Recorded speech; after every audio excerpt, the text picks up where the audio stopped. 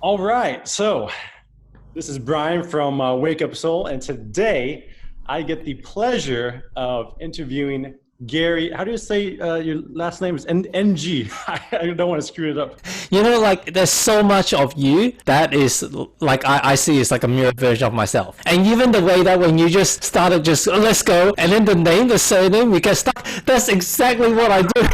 And then it's like, okay, well I realized I haven't kind of rehearsed it. Okay, like what do I do now? That's just so me. So Gary, like is that a silent sound or you can Gary NG, whatever's good. Gary NG. We just go with that. That's so funny. I just realized that as soon as we started. Oh wow, I don't know how to pronounce your last name at all. But it makes it more organic, right? So here we are, Yeah. kind of going back and forth just a little bit. So yeah, I met Gary through basically the Tony Robbins community. We were both platinum partners during different years, not at the same time, but through that community in basically a chat group of kind of people who are deep into spirituality or trying to learn more about it. I was really kind of turned on with some of the stuff he was saying and some of the content he was posting on the chat group. He was posting about the different densities of consciousness, and which is so funny because this synchronicity. It was so funny because I was around the same time I was starting to learn some of it. Actually, it was maybe just a split moment before I started going into it myself for a completely different reason, and which is actually after an ayahuasca trip. And then I read about the law of one, and then the densities of consciousness, and then I remembered you, and I think that's why I was like, oh, that Gary guy, I got to interview him. He must have an interesting story to be learning about this deep spiritual stuff, which is like really beyond what the average person is really conscious of. But it's emerging, it's growing, it's beautiful. So this is Gary. Welcome. Thank you, brother. The law of one is I interviewed someone for my podcast, the Awakening Entrepreneur podcast, yesterday, and I asked them what book they were reading. And usually, like the books, or maybe it's the audible that is on the phone. It tells so much the journey they're currently on, and it's not very typical, at least until you get awakened. Someone is picking up the law of one as one of the books that they're reading. It's heavy stuff. It's not easy to digest, but yet has so much profound wisdom. I remember like reading as if like this is secret tablet, secret booklet that talks about how the whole pyramid is built, and very different to normal narrative that all these people using logs and old like wheels and somehow manage to drag all the different blocks of mega stones from like across the other side and somehow manage to put it up there in the pyramid. But even modern days technology cannot get such precision in the exact angle and align with Orion and the different stars, and when the sun goes up the light goes in certain chambers. But yet somehow like back in the old days, like using like old technology and just hammers and just brute force of human and horses or camels, whatever, they managed to pull the things. It's like holy cow. But yeah, really really profound wisdom, and I'm glad I'm turned you on and not in a sexual way, and but in a spiritual enlightened way. Yeah, there are many people that have turned me on and that's lit me up, lit the path that I'm about to walk on, or even giving me a certain light bulb. Wow, because in this awakening journey, it's often triggered by darkness. It's like, what do you call it, midlife crisis or like dark nights of the soul? And even that term is like nobody like lit up a light until like it just shown up to me that through like the synchronicities that there is such a term called dark nights of the soul. We go to high school, there's no subject called dark nights of the soul, whether it's maybe I fell asleep on the class, but I went to university, studied economics and marketing, and they didn't teach about dark nights of the soul as well. So hey, there's something that we must be missing out on, Brian. Yeah, and that's the funny thing is like they don't talk about this, even though it's probably the most impactful, life-changing, life-shattering, life-evolving moment that you can ever have in a lifetime. And we just go learning textbook stuff that we're going to forget anyways, most of it. And school does not prepare you for life. Yeah. So like I deliberately like just polish my forehead today so you can get more light like shine onto you if you're watching this particular podcast. So yeah, we're shining the lights, brother. We're here. That's what this channel's about, and that's what people like Gary that I'm interviewing right now is. It's all about bringing more of this awareness to the surface and hopefully helping more people, as many people as possible. Yeah. And I mean, we'll get into my deeper things regarding that because, we're in what, fourth density or fifth dimension Earth consciousness right now. And, we're all in a very pivotal point in human history to transition to the next major evolution of all of humanity. But yeah, so we're all about spirituality here and just personal growth and how to grow and love and feel love and give love here. But, it wasn't always like that for you, Gary, right? I think you had a former life much different to where you are right now and where you're headed. Yeah. Even when I started working on this awakening stuff, spiritual stuff, you can see on the back of the wall when I started, hey, I'm going to do podcasts and videos. It's all awards of business awards and fast growing awards and best place to work, best employer, Gary's the best. And all these things are what I used to strive for. Success, material success and recognition, be a good person. And I guess most people whether you come from the East or the West, probably most of the West, it's actually, I would say both sides is same but different. In the East is not just for you but for your family's pride, material success and whether you're a doctor, lawyer, engineer, these things matters. So it's not just for yourself whether you live a good life or not. You need to do it for the family pride. And in the West, I think it's more from the egoistic perspective. Individually, you need to succeed, you need to strive, you need to go and use your potential and flourish. And what do we measure as the success of your potential being reached? Material success, like the big cars, the big house, how many zeros is in your bank account. And so that's what I was striving for. And I enjoyed the journey more than most. I wasn't I find I have to work. I managed to, hey, if we have to make money, let's just make it as fast as possible and have as much fun along the way. I remember going to uni, people say that, hey, uni is hard, and I find that it's complete blast. I organized dance party, harbor cruises, met new friends all the time and just partied. And after I met a lot of people from our uni, I went to another university, met more people and did more parties and bigger parties. And so life was pretty much a lot of fun for me. And so why couldn't we translate that into the workplace? And that led me to building my digital marketing agency and led me to become one of the best place to work at the peak. Google, with his mega gazillion dollars budget to have this playroom, there's food and canteen and all that, came first, and we just missed up at one point by eclipsing them, and we came second, which we're pretty proud of ourselves. But we had our table tennis, our ping pong table, our and our office dog, and all this fun and cool stuff. Our nap room, if you're tired, you can go to sleep. All for a fun workplace, but it wasn't so much about you may say I cared about all these different people, and I did in a way, but now reflecting on it, inside there was something missing. I needed to be a certain archetype of person for me to feel loved, because there's still something that in my inner child that was missing, that was broken, that needed validation from the external for me to feel complete. Yeah, and it's funny how strong that drive can be, and how it can, in some ways, at least in this material world, push us to accomplish great things. I mean, you were telling me earlier that your business had grown to the point where it had 50 plus employees, right? Yeah. Yeah, that's huge success. I mean, that's, for those that, maybe aren't familiar with business and don't think like that, to have a business with 50 plus employees, you're making many, many millions a year.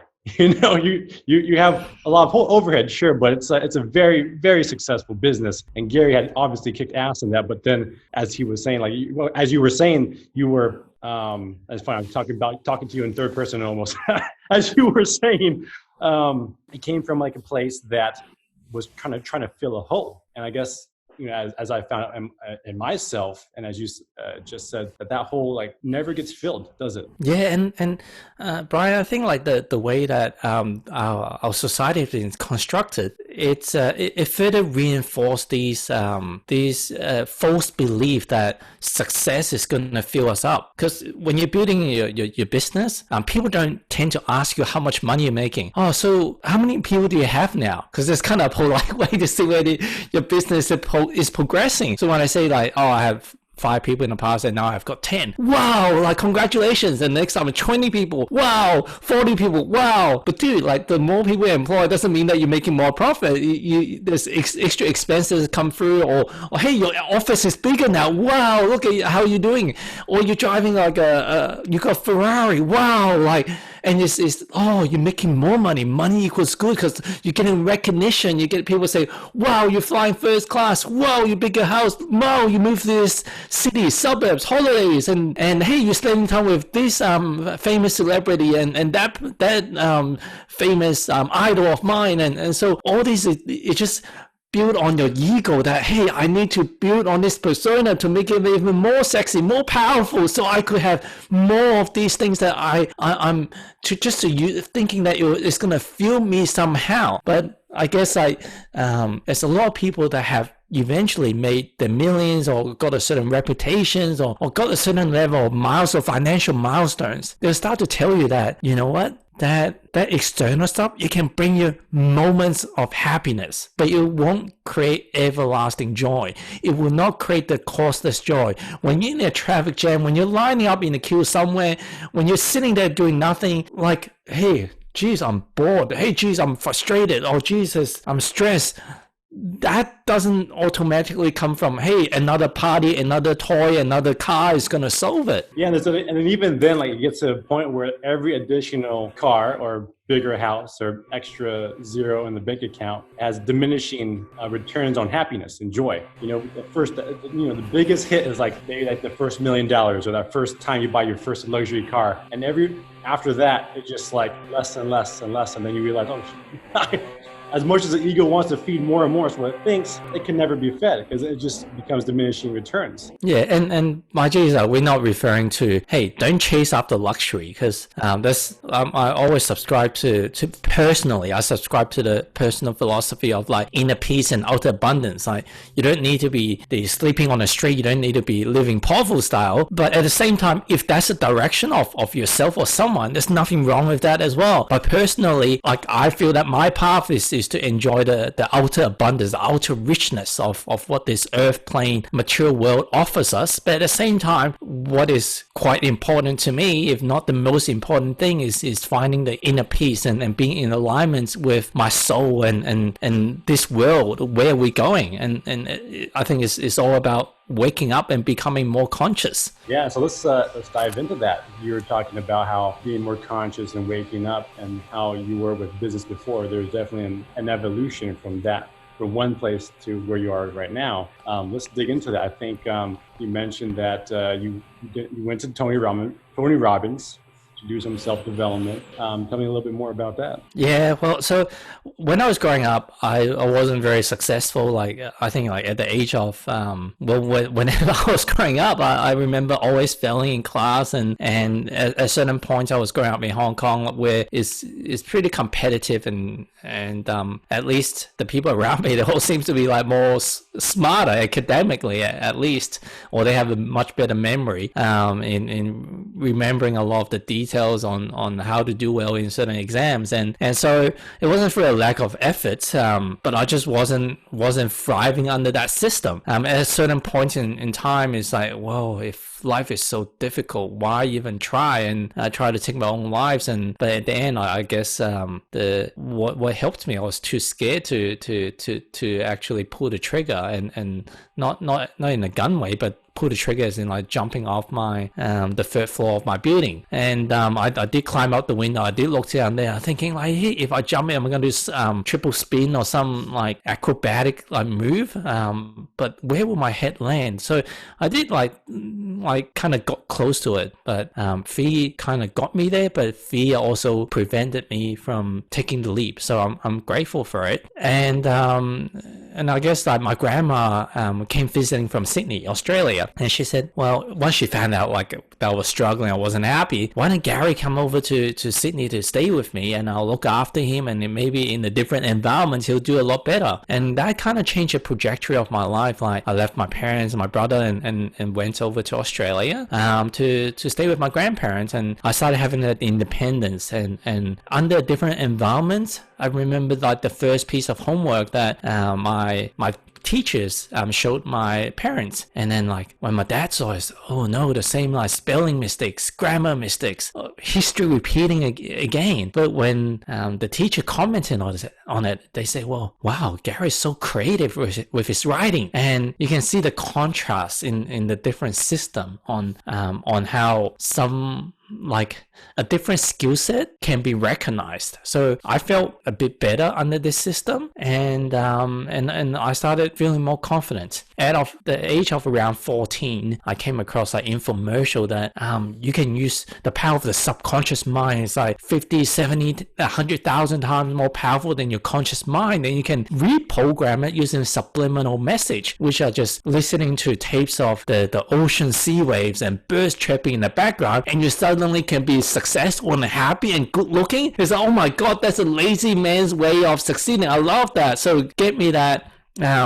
Together, I saw Tony with his big teeth on the infomercial as well, and I said, let's get that too. And I got those and just played it. And there's different the subliminal message. You can one side of the tape is just ocean and sea waves and seagulls and that. The other side, it has some positive affirmation that you can repeat after it if you want, or you can just let it play in the background. So I just played, and I learned from Tony, and all of these stuff like I attribute to helping me reprogram myself. And before I know it, like I'm a pretty happy person. Growing up, I used to be, my parents know me as the person that had the short-tempered.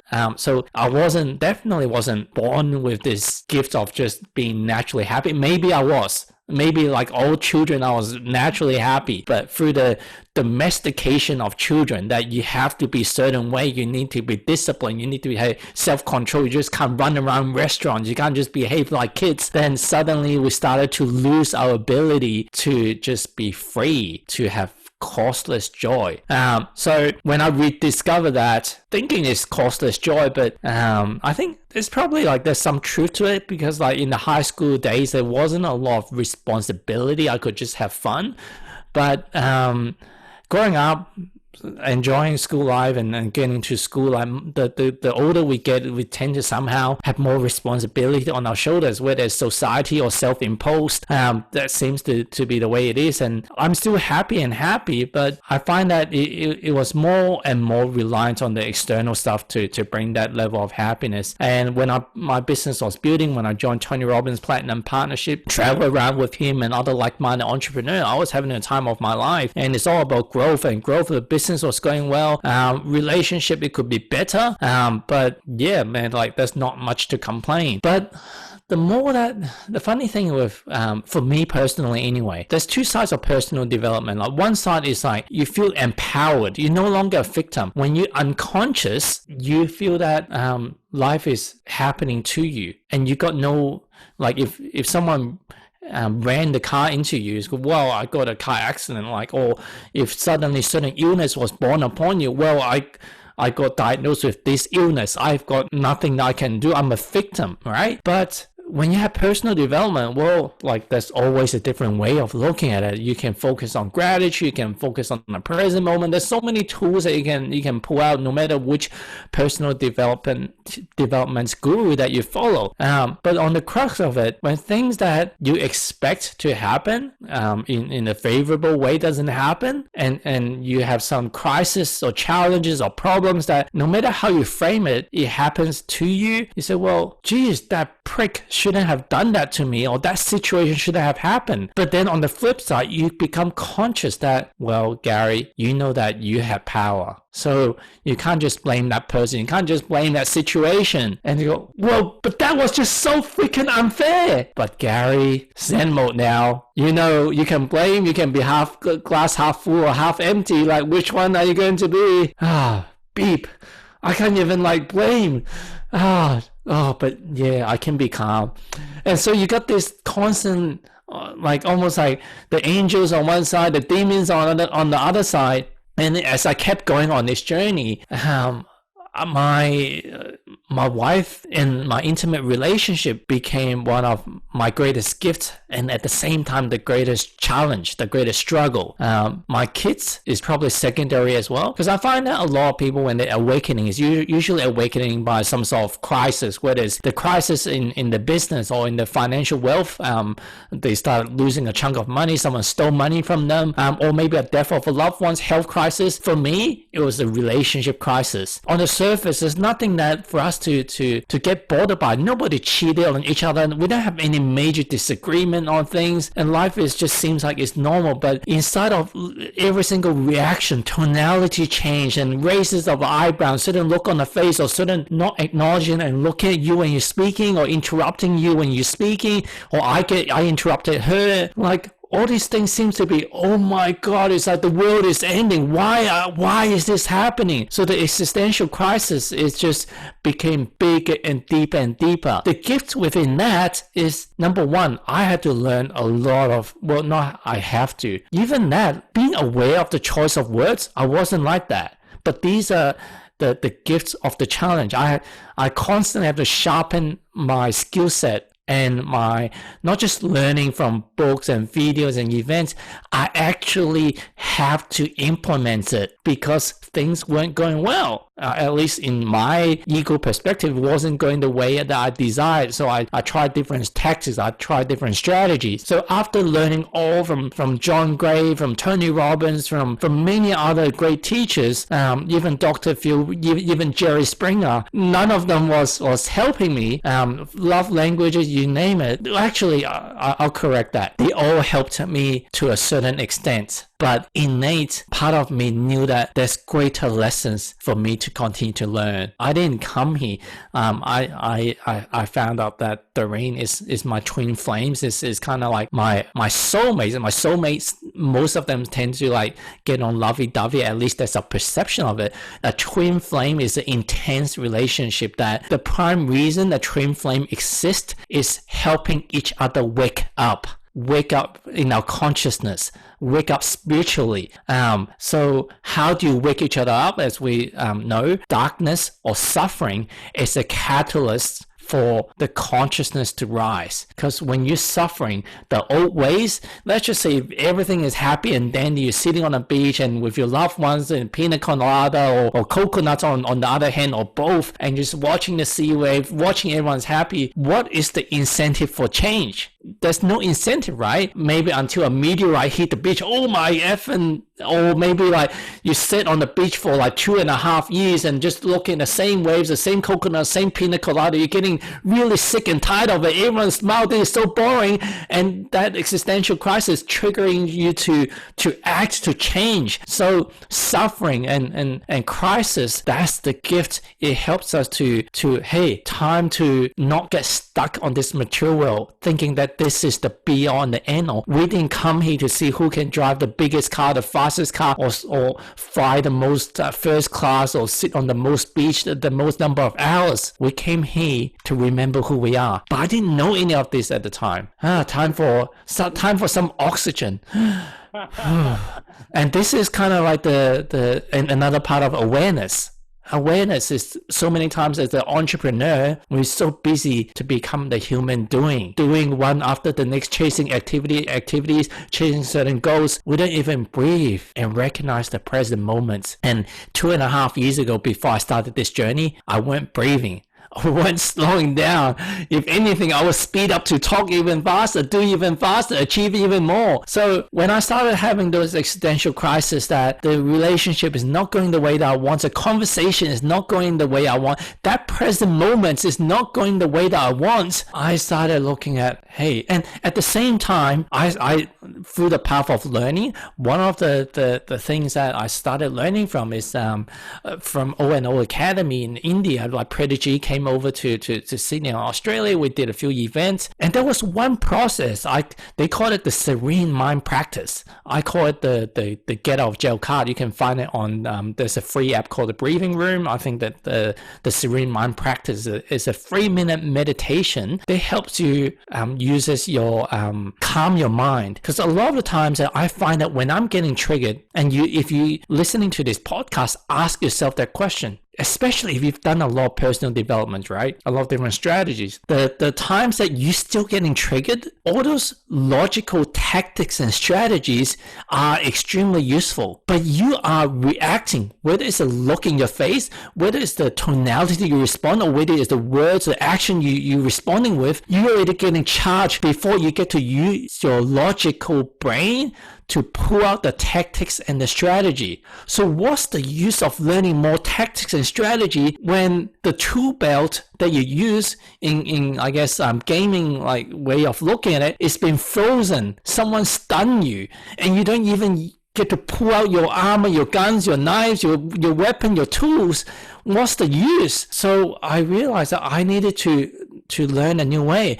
And if they say that this meditative practice where you focus on the middle of your brain, a flame from your eyebrow, like kind of your third eye area going to the middle part of your brain, where is your mid prefrontal cortex, your logical, your calm part of your brain, well, why don't I just keep focusing on it? Rather than focusing on it for 1 minute, 2 minutes, 3 minutes, let's focus on it for an hour, being an overachiever, 3 hours, why not? And focus on it as often as I can. And before I know it, every time I meditated, it had this boom, boom, boom energy like in my head. I didn't even call it energy. It felt like headache. Like I don't normally have headache. I hardly ever have headache. But hearing other people describing headache and it's so throbbing that they need to take Nurofen or Panadol or some other medication. Yeah, that sounds like what I'm feeling like right now. I asked my guide, you test G, like what is this? And being very Indian, namaste, Gary G, just be with it. And in the Western way that we got brought up, like we're not used to go internally to ask for answers. Like I need logic, right? To feed on my intellectual, my ego mind, we need logic to make sense of this. So I reached out for more information. Eventually I went on some forum that kind of described what I was going through, because by then the energy or the pain that I was feeling, it wasn't just when I was meditating, when I'm talking, when I'm driving, when I'm eating, when I'm cooking. Anytime it could just boom, boom, boom, boom, and it's getting stronger and stronger, more and more intense. So when I started reading about it, I found a forum that talks about describing other people going through the exact same thing as me, pretty much, and they say it's Kundalini awakening. What? Like I hear Kundalini yoga, but what is Kundalini awakening? And I read more, and talks about the serpent snake going up. Serpent what? And the spiritual awakening, and hey, I don't know whether this is me, but one of the practices teaches us how to move the energy and shift the energy to somewhere else, to another chakra. And at that time, I wasn't meditating regularly. I probably meditate maybe once every quarter of a year. But when I followed the instruction, hey, the energy shifted just as that form was describing. Maybe this is what I was going through. And I ran into like Master Cole, and Master Cole again like taught me how to shift the energy. And hey, like these energy people or spiritual people, they seem to know what I'm going through. But I knew that I'm onto something, because where I started off is that I wanted to work on a part of my brain to become more conscious before the reptilian brain kicks in, before our autopilot just goes into fight or flight mode. Whenever someone raises an eyebrow at us, your boss says something to you, your client says something to you, or someone, your loved one says something to you, you're getting triggered, you're ready to fight or flight. I wanted to get to that department first, and I felt I was getting more conscious. At the same time, I'm starting getting downloads. I'm getting downloads. Hey, there's 4 different levels of life. Is the unconscious, and there's conscious, and there's the super conscious, and there's the ultra super conscious, or whatever. And like I wasn't thinking about this. And now looking back, if you look at people like Nikola Tesla, like Albert Einstein, and some of the greatest songwriters, poets, artists, they say that ideas, they didn't create them. It just came to them. And so I look at that, that, and I started, okay, like, and it kept leading me to learn about like many different things, or whether it's from UFO to conspiracy stuff, or alternative stuff, or like many different things that it led me to. And at the same time, that's when the existential crisis was also become simmering to be hotter, heater, more intense. And it got to a certain conversation I had with my wife, and man, it wasn't going to the way that I want. And I see the frustration in her, at the same time the pain in her as well. And obviously I felt certain frustration and pain in myself. Well, now that I'm starting on this spiritual path, and I'm looking to Taoism and flow and many different things as well. What if my purpose on this planet is done? Life doesn't need to be that much effort. If I'm spending so much effort, maybe it's not the right time for me to be on this planet anymore. So I went upstairs and climb over my balcony, kind of like finish what I didn't finish when I was 8 years old. Now that I have more courage, maybe I'm going to take the leap. But at the same time, I have 3 young kids and my wife as well. So I still feel like so much pain and the frustration. But if I'm going to make such a big decision, I don't want to make it out of some negative emotion that I have, or some fear that I have, and just running away from it. And so I just stood there and looking below and thinking, what should I do? Okay, just calm yourself, oxygen, breathe. Feel the wind coming. Just relax. Okay, I'm more calm now. I love them, but life doesn't need to be such a struggle. We're still struggling.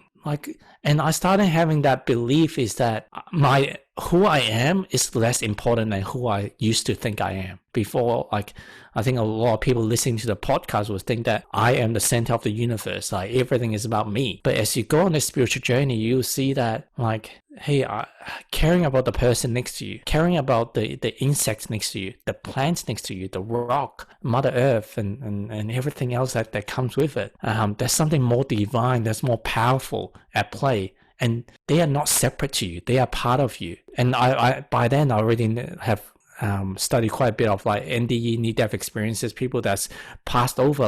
I have the belief that we don't ever die. Consciousness existed before we're born, and consciousness exists after. So if I go, it's not the end of the world. And my kids, they came here for a certain life journey, knowing the road ahead. So who's to say that without, and for anyone, without their parents, it wouldn't be the best path for them. In the material world, we'll argue to the greatest extent to say that, well, how could anyone without their parents be the best upbringing for them? But at the same time, some of my mentors, whether you look at Tony Robbins, that grew up with broken family all over and didn't have the best upbringing the way that you analyze it, or Oprah, or some of the people that have achieved many great things and inspiration to many people, they didn't have the best upbringing too. So who's to say the best upbringing is going to be the best for someone? So at that point I said, you know what, an idea dropped in.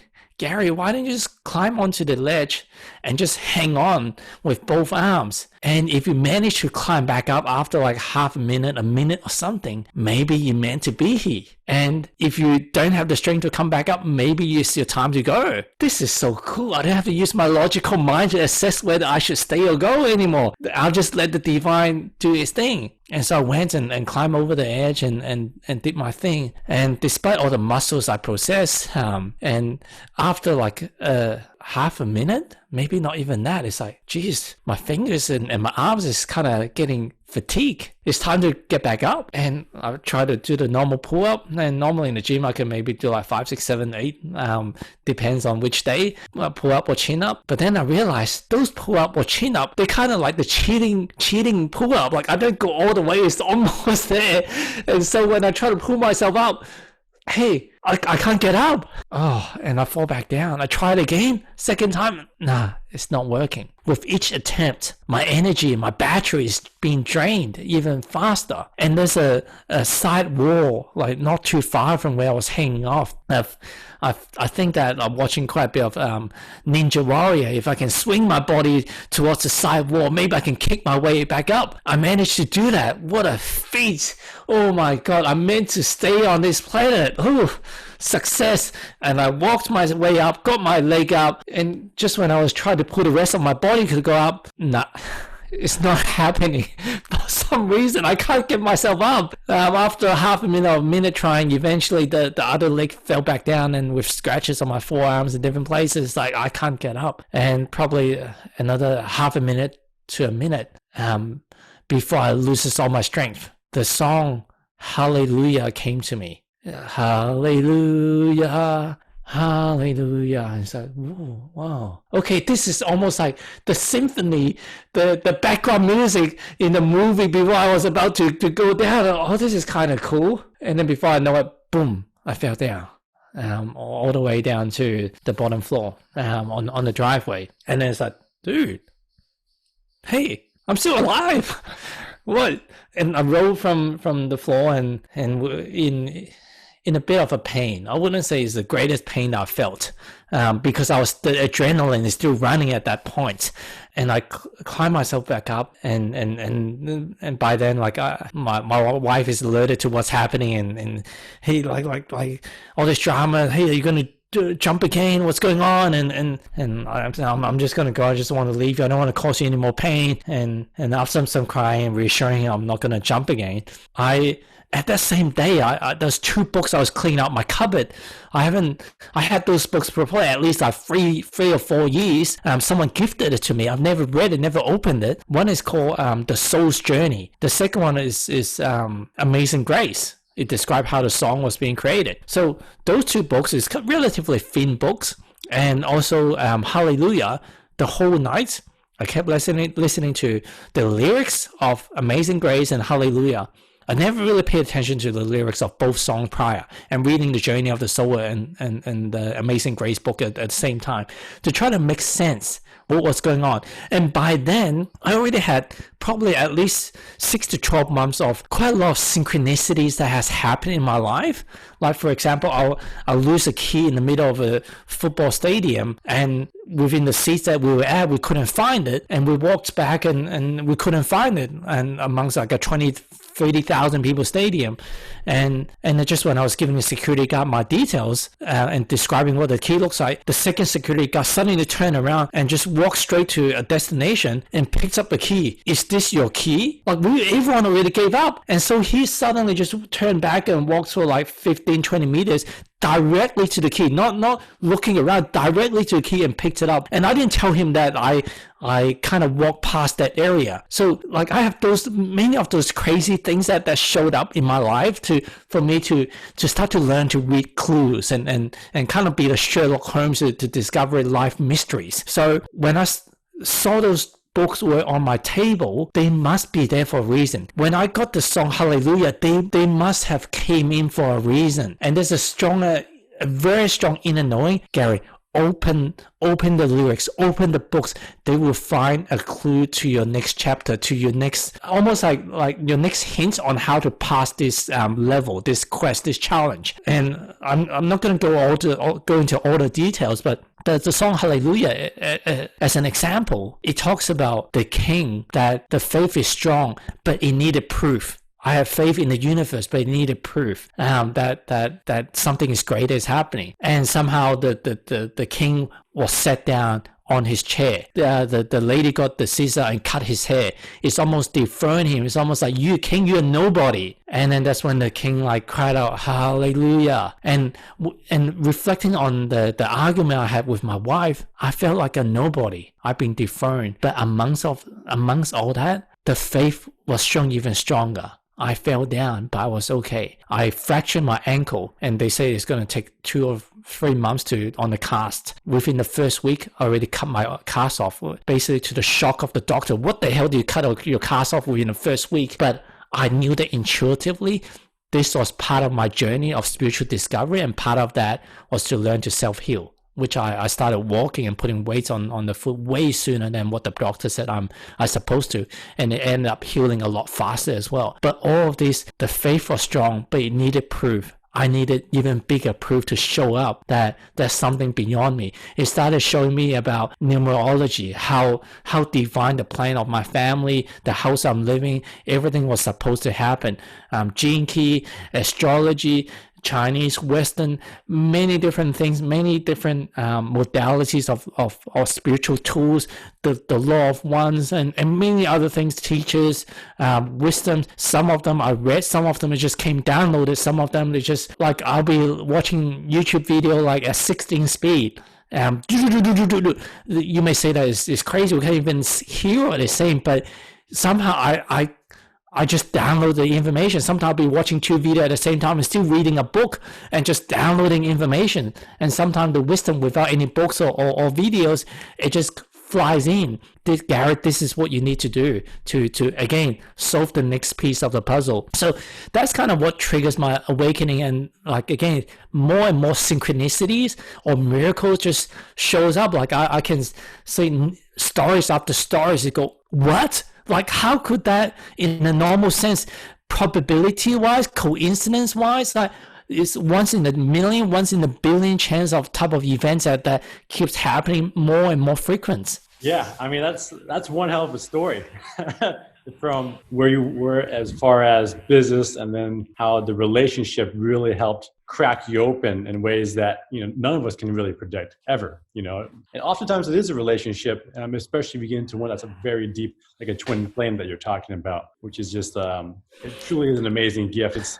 It's a gift that's not something that people would think is the most pleasant, but it's the most beautiful at the same time. It's like everyone wants to find their soulmate. Well, are you really ready for your soulmate? Because if you find your soulmate, twin flame, or whatever you call it, it is a challenging journey, but it's a needed journey for, you know, the most powerful growth they can have is through a relationship. I totally believe that. In fact, I believe that my relationship with my fiance Danica is also a twin flame kind of relationship as well. I would not be in any of the spiritual stuff at all if it wasn't for all the crap that we've been through and everything that we've helped trigger in each other to help open up and awaken and seek deeper answers to life. Yeah, and for you that are listening to the podcast, imagine yourself as pure consciousness or as a soul before you got reincarnated on this planet. And if you're going through deep shit right now, or big crisis, big challenges, if before you came to this planet, before you were born, and if you got a choice, hey, you consciousness, and there's more to life than this material world. Like, you are so much more powerful. You the creator, you the divine, you created all of this, you created this world and many other worlds. But part of the quest of living on earth is we're gonna put a veil of forgetting, or we're gonna wipe your memory, kind of like Men in Black style. So you have the choice. You can either be awakened slowly and gradually, or you can awaken fast. What would you prefer? And a lot of you guys, if you listen to Brian, you probably resonate with him as being an achiever, as a go-getter, or not just achiever, extremely high achiever. I want to wake up fast. So we chose to wake up fast. And what's a big catalyst to waking someone up fast is a big event that can shake us up. A small event would give you gradual awakening. A big event will wake us up. Whoa, wake up! Yeah. We'll wake you the bleep up. It's been a wild journey, but I don't want to go too deep into my story, since this YouTube video podcast is an interview about you, Gary. But yeah, it's just it's so fun to see the parallels over and over in people's spiritual awakening. It's very common that there's some kind of huge, painful catalyst, oftentimes a relationship, but it could be something else as well. And it really just, when you're in the heat of the moment, you think life is done. You think like, forget about it. What's the point of life? Or, forget about it. Life is happening to me. Screw it all, But going through that feeling all of that is the most, it's so powerful. And it's insane like how little we knew before this path. And the universe is so much more massive and exponentially more massive than we can ever imagine, at least in this human incarnation. And we're gradually opening up to the possibilities, for sure. Yeah, at the same time, I guess we don't take it lightly that the people that's going through these situations right now, like it's extremely difficult. And for one to like for me like to consider taking my own life is not something that I take on lightly to do. So, but at the same time, like what is reassuring is that you will make it through. Even though it may not seem like at the time, you will make it through.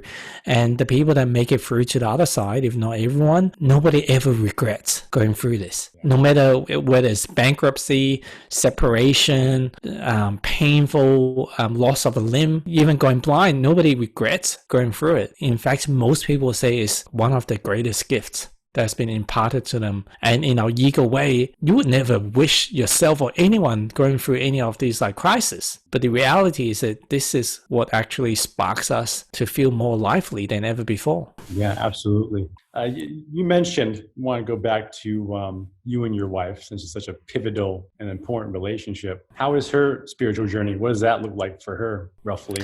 Is she like doing some of these things as well with you, or is she like, oh, Gary's kind of crazy, or like, where's she at? She is like I would say like one of my favorite quotes from a T-shirt in Thailand, like same but different.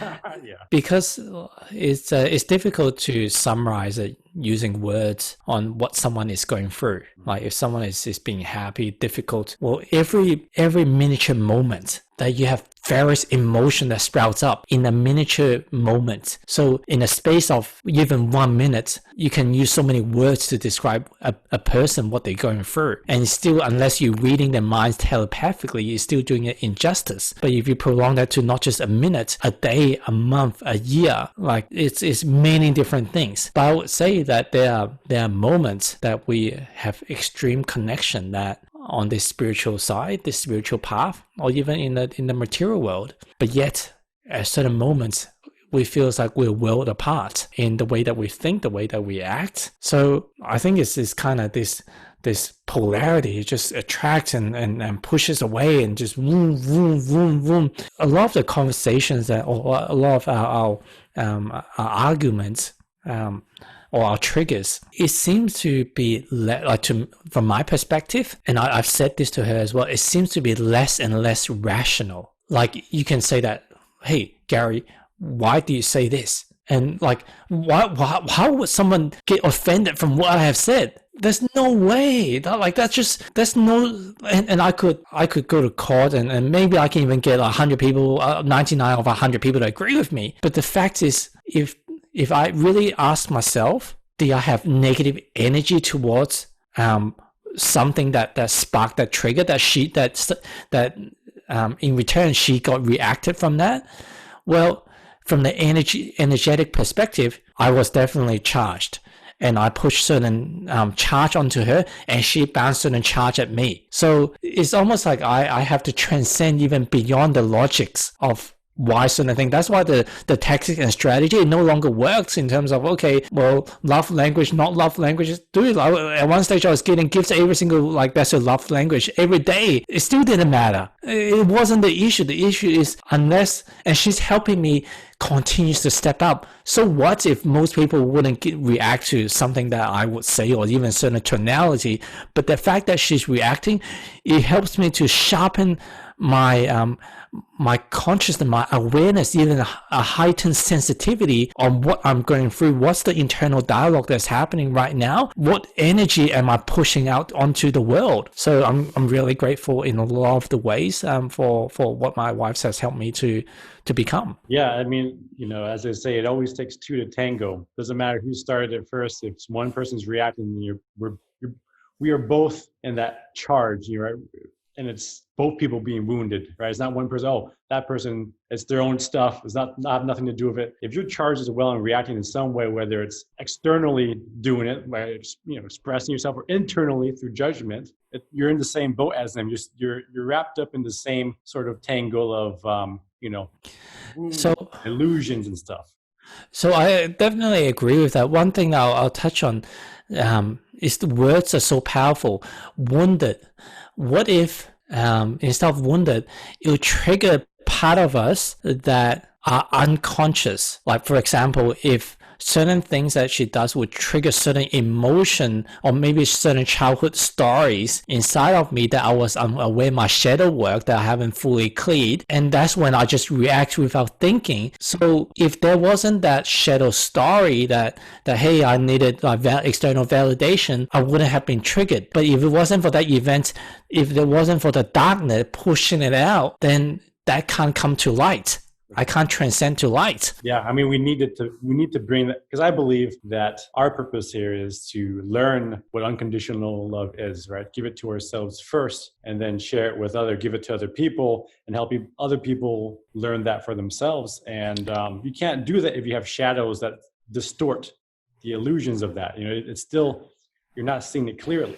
Right. Yeah, learn/remember, because especially with psychedelics, many people have experienced this is our natural state. But when we get plugged into the matrix, we can't remember it, or at least we haven't transcended to the neo level of fully like unleashing all of our potentials. Yeah, I mean, you know, we're working, we're neos in training, but yeah. But speaking about psychedelics, what has been your experience with psychedelics? I have nothing but positive stuff to say. It's I find it's so divine that when we create this game and us getting lost in this matrix, thinking that this world is so real, or even if it is real, it's only one version of reality, instead of recognizing many other dimensions of realities that we can experience. So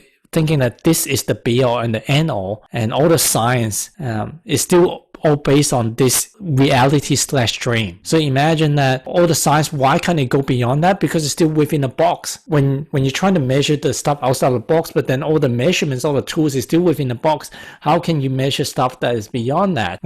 Let's just say even if you got a ruler and a 10 by 10 centimeters, and that's the size of your ruler, oh, I can measure the whole box. But dude, you need like many other things to measure, like what's the distance between the sun and the stars and all these different things. A ruler is not going to help you measure those things. It will never help you measure those things. It's just not possible. It's not. You can't use a ruler to measure energy. You can't use a ruler to measure sound.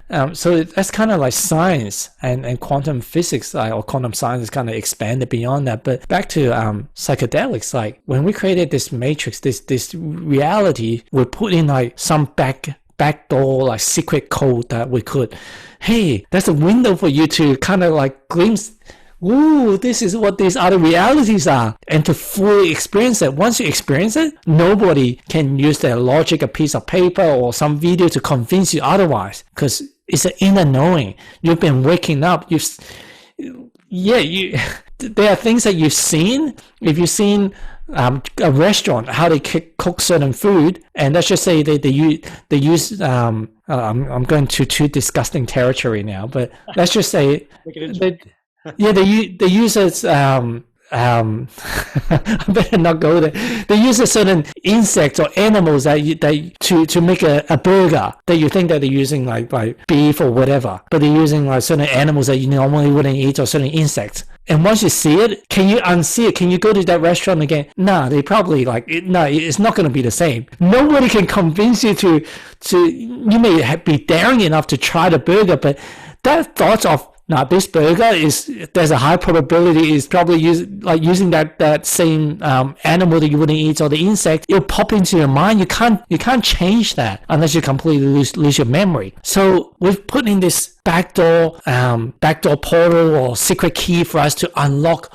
Whoa, Alice in Wonderland style. Whoa, there's another world that not only people say that, hey, you're having a hallucination. No, the hallucination is thinking that this material world, each table is so solid, each atom, all of these we dreamed of it. We dreamed up all of these things.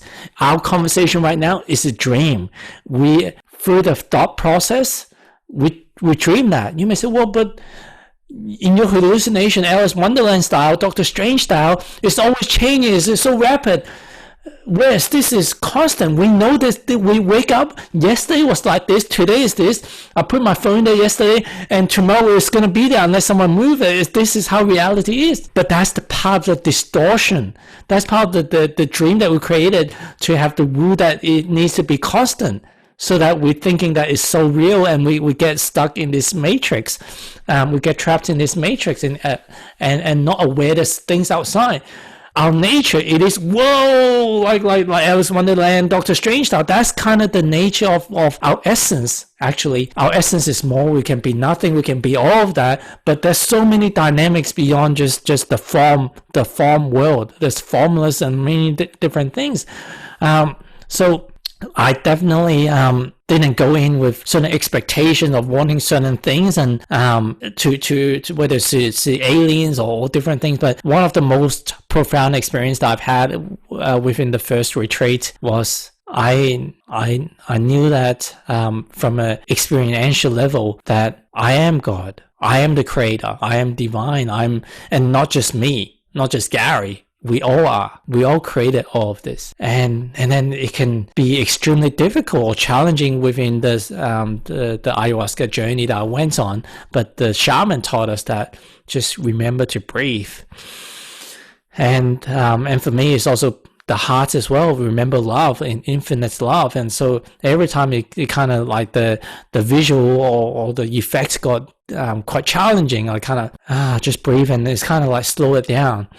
And the main message is that, hey, when I feel like I'm the God, I'm the co-creator of the whole universe, everything was just love, was peaceful, was joy, all the positive emotion that you can dream of. But then after, I don't know, like 10, 20, 30 seconds, it's like, this is good, but let's go and find some fun. Let's go and rescue more people. Let's pull them out and wake them up. It's so easy to remember who we are and feel the love.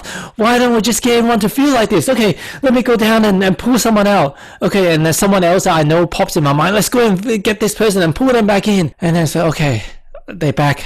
Okay. Okay, let's go and pull someone else back out. Okay, let's go in. Whoa! And I can always remember who I am, and I can remember to breathe. But then it's like the visual and everything is like, whoa. It's almost like when you're watching a movie, a lot of the times we don't remember where we're sitting. We feel like our consciousness got ported into the TV, into the cinema theaters, that we are that character and what's going on.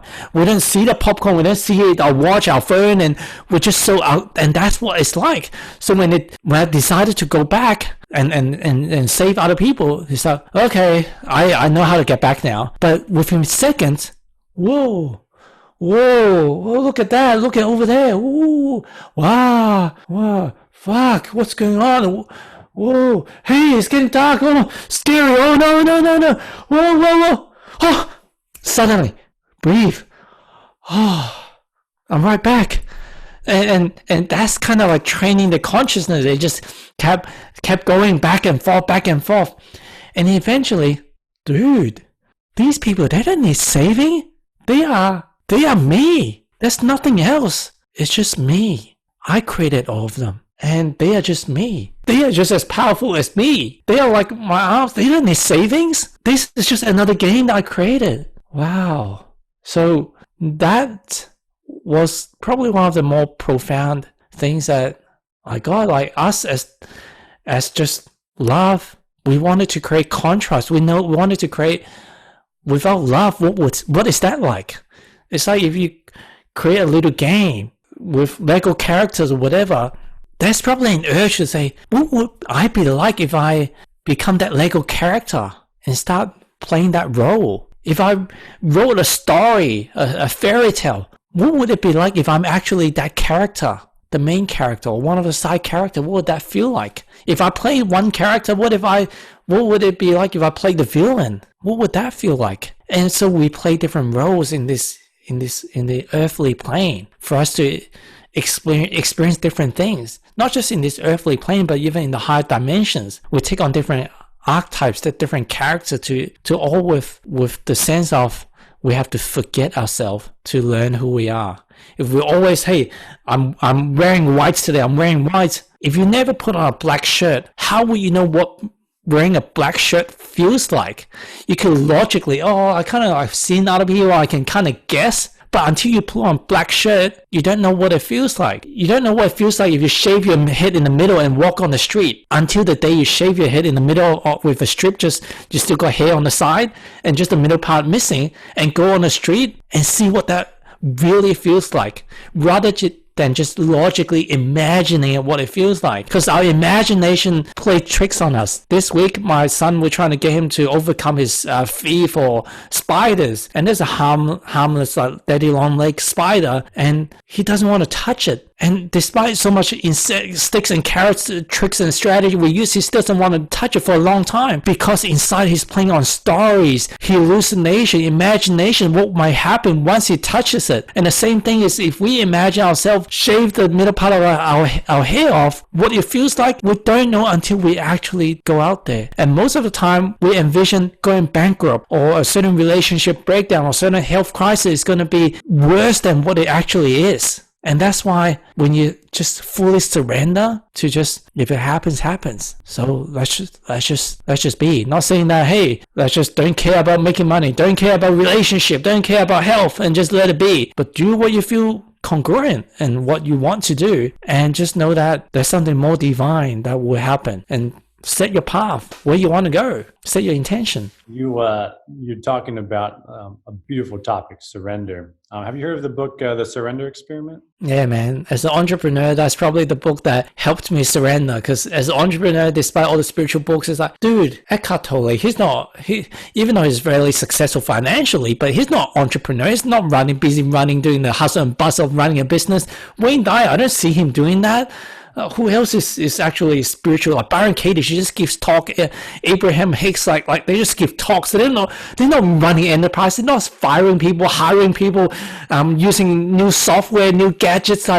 But Michael Singer, he's working in the tech world. He's built $1 billion company from surrendering. Dude, if you can surrender and having you more success than what I've had previously, I'm down. Yeah, it's so beautiful. Like it literally, it's so funny how the synchronicity works, right? I mean, you'll see the same message, but in different forms and different teachers and through books or videos or whatever sources. And reading that book, it was really powerful, because I also experienced a similar feeling during ayahuasca, that there's the control that we have on life is all a freaking illusion. The fact that we can control life is an illusion. It's already what's meant to happen every single moment of every second of every day for the rest of our lives. That moment was meant to happen. And to get so stressed out by every decision, or even every bad decision, there's no bad or good, right? And to let go of that pressure, it's freeing. And I'm still in the process of trying to embody that more and more, but there's just a lot less pressure on every moment. It's like, if this happens, or whether it's good or bad, it's just meant to happen, and there's something to be experienced and learn from it. And really just be patient with what has to unfold from that moment. Yeah, what have been consistent to me, because there are certain things that based on our cultural beliefs and our upbringing, we just find it difficult to let go of and surrender to. But when you hold on to it extremely tight, but when you eventually, I would say, forced to, and part of it is probably a small conscious part, let's just go with it. But a big part is it feels like it's forced onto you, and you finally decide to, okay, let's go with it. You get a newfound sense of freedom, that you've always needed to hold on to this thing, and no longer do you need to hold on, but the sense of who you are, or the emotion that you would feel, whether you feel like you need that to have love or certainty or whatever, you feel like you no longer need it, but you still have those emotions, if not more. It's pretty consistent with all the things that if you choose to let go, on the plus side, you will have these feelings. You're not going to be lack of. You're going to be even more of. Yeah, more experiences coming your way. And it makes the struggle, I mean, it's not that, it just like all of spiritual growth, same thing with surrendering. It doesn't mean life becomes easiof. It becomes easier in a sense because you're not resisting it as much, but you're still going to have challenges and things that come up, because we're meant to experience all the range of experiences in life. And it's just, the painful moments, they come and go faster. I would say. Yeah, the painful moments are only because we are not conscious. We've seen the duality of, hey, this is painful. But when we start to transcend beyond it, it's just like an example. If two little kids are fighting over a certain toy, they started crying because of whatever happens, and they didn't get the toy. But once you transcend beyond that, hey, it's just a toy. Hey, it's just only for a short time like that. You don't get to have that. Hey, there are other toys. But until you transcend that, it feels like, oh my God, like, why me? Why this toy is my favorite toy? It's that attachment, right? Whereas like, you have to have that, and if you don't have it, then you're not going to be happy, right? It feels like as if pain is inevitable in that situation. Absolutely. All right. So Gary, who you are right now compared to who you were before, like how would you describe the values and thought patterns of the old Gary versus the constantly evolving new Gary right now? Well, the old patterns of Gary is an achiever, is a go-getter, is to be this nice person. I would say those are the main characteristic that showed up. I feel those characteristics it still serves me today because those skills were harnessed for a reason. So, for example, the success that I've built, there's something greater. I feel that I'm destined, or I've been called to do for this planet, for humanity. And my prior belief is that I need to feed a lot of people, do a lot of charity work, or donate a whole bunch of money, make a whole bunch of people happy for me to leave a good legacy. Nowadays, my outlook is that if all I do is just be and just continue my awareness of my own consciousness and develop myself, that's enough. And I'm doing just as good as what I described before, if not better. But even the better is this kind of the dualistic contrast. So when I say that I'm being called to do more with humanity, not that humanity needed me, because again, all of this is just a dream. Just like the dinosaur race, like in our ego perspective, we may say that if human species get wiped out for whatever the reason, it's such a pity it turned out this way. But if we just wanted to experience ourselves, it's just that one scene that will have dinosaur, another scene will have human. Like we're just playing. There's nothing more. So I don't see it that we have to like do all that, but I guess we get to just play to the roles once we discover our true characters, our true gifts. Each one of us, again, going from gaming terminology, we get gifted unique skill sets, unique talents, and if you press on those, if you harness using those specific skill sets, we get to perform better in our quest. So part of my skill set is bringing people together, building teams and building business and creating happy environments, like inspiring people around me, using my marketing prowess. And at the same time, when I say marketing prowess, because most marketing that I've been conditioned to do is using FOMO, fear of missing out, and fear of loss, and using a lot of fear tactics that if you don't buy this product, you're gonna be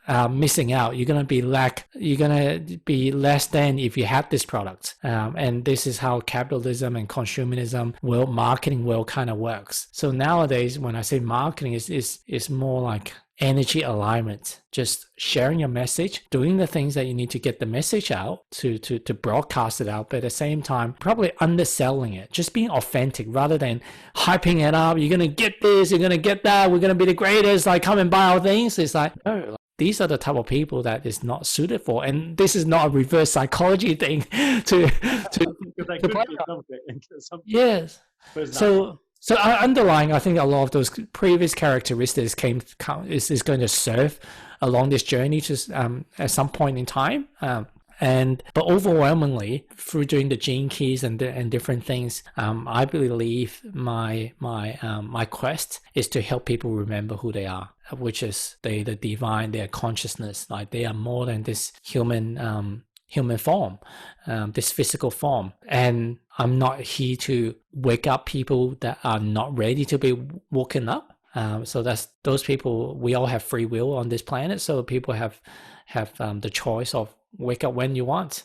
Is the best way. It's almost like I don't want people to have to set alarm. I have to go to work today. I have to wake up wake up when you feel excited. Oh, I'm going on a ski trip tomorrow. Hey, I'm going on a holiday tomorrow. That's the best way to wake up. It absolutely is. To add real quickly, on this mission the more of this purpose that you're trying to embody of helping people wake up, what kind of work specifically are you doing? What kind of projects specifically?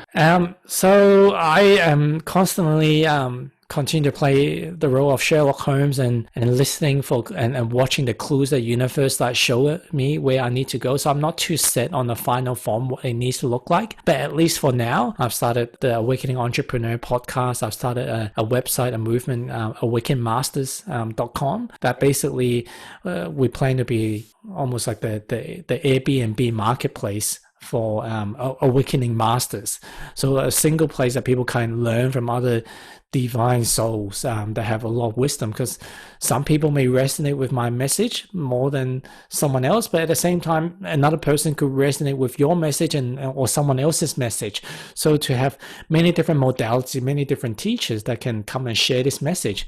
And from my many years of digital marketing experiences, a lot of the great teachers, they're great artists in sharing the message, but they're not the greatest marketers in amplifying the message for the thousands and the millions to hear the message. So if we can create a marketplace that they get to share the message through podcasts and a lot of free content, and if people wanting to get the more premium content, they can get a percentage of that, then that's a model that we plan to have as well. So if there's anyone that's listening that want to collaborate on some extent, whether you want to be featured on the show or you want to add value and help to just volunteer to help other people awaken, like just reach out, and I'm more than happy to see how we can work together. Yeah, again, guys, that is awakenmasters.com. And then there's also Awaken Entrepreneur, right? So those are two different. The Awaken Entrepreneur is you can also find it on the Awaken Master, but also on my own site, garyng.com.au, Gary with one R, GARYNG.com.au. All right. And we'll also put links in the description of this video as well to learn more. So yeah, I think that pretty much wraps it up. That was a very in-depth interview. You made it very easy on me, Gary, because you had so much to talk about. It was great. And we covered a lot of different aspects of your life and just even just spirituality and consciousness as a whole. So Brian, let me ask you a question. If you close your eyes and intuitively your inner guidance or your spiritual guidance is saying that in one sentence to summarize what the last hour and a bit is about, what would you say? What is the wisdom for the audience to take away on? I'd say the wisdom that life is beautiful in all its colors, and the journey that everyone has to go through is unique, and even the beautiful and the painful parts are all necessary for us to feel and experience to grow in this lifetime.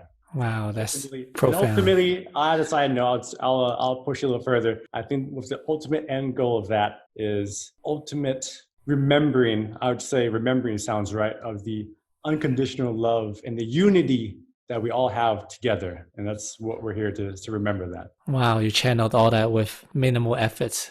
Like, thank you. Like, and thank you for mirroring myself and letting me hear myself. Because very often we learn from just speaking, and without this platform and what you've done, I wouldn't have the opportunity to learn from myself and learning from you. So thank you, Brian. Yeah, no problem. Yeah, we learn from each other. So thank you, Gary, again. And this has been an interview with Gary NG. He's a man. Links in the description. And yeah, thanks for watching, guys. Oh, subscribe to the channel if you made it this far. That would be awesome. So anyway, bye, guys. Bye-bye.